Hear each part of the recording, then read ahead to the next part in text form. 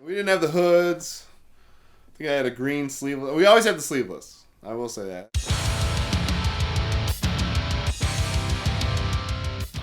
I had met Alex a few times. He played in a band called Six. We'd run into each other at shows and stuff, so we kind of just knew each other by acquaintances.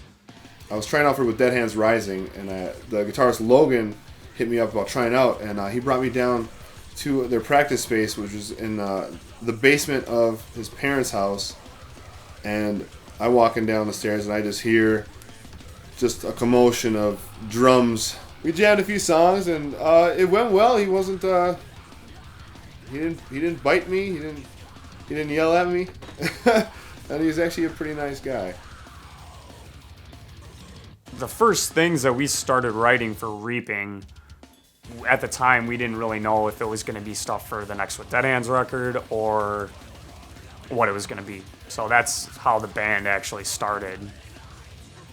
Tim was in a band actually with another really good friend of ours, Eric. Alex was in the Body Beneath with me, so I know him from there and just various music scene stuff. Tim got a hold of us, and Eric kind of gave him the thumbs up, like, yeah, this guy's he's good and he's hungry. 2 months or something before our first show, and it was like, maybe if our buddy Kyle's willing to fill in on bass for now, we can just get things rolling, and he was. It was Dan on drums, Kyle Skolquist on bass guitar, Tim Snook on vocals, and myself on guitar. It was Four Bloods' last show, and it was our first show. It was at the Triple Rock in Minneapolis, and it was just packed, man. There's like a couple hundred people there, and we played the show. I don't think it was our best show. Jacob was he was our touring bass player, and with Dead Hands Rising, he really wanted to get back into the picture because Kyle had so many other things going on. Tim recorded all of Poison of the Earth, and then it was after, not too long after that, is when he started having more problems with his throat. Tim was supposedly told that he was clear.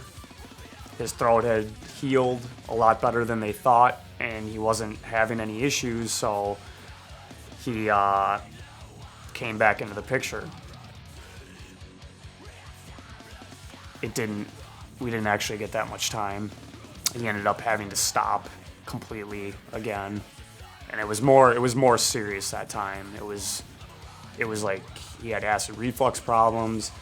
He had spots on his throat again, and the doctors are like, if you could permanently lose your voice. We held auditions for the for the new vocalist, and we just had people kind of just record themselves doing Poison. Steve knew Daniel and Alex and the guys because of Debbie Does Malice playing shows with Reaping.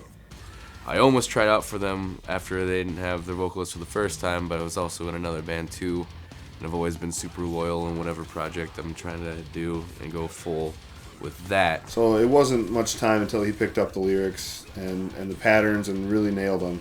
We had a fill-in bass player at that time when I had joined. When we were going through Jake stepping away from the band, Steve was the one that had suggested him. Me and Steve were in a band trying to do deathcore. So I was kind of hinting to him, hey, if you want to, maybe learn the bass stuff. Kind of joking, because he was a guitar player. Watching it come together the way that it did, and fall apart, and come back together, and fall apart, and come back together, it always stuck, and it always came back better.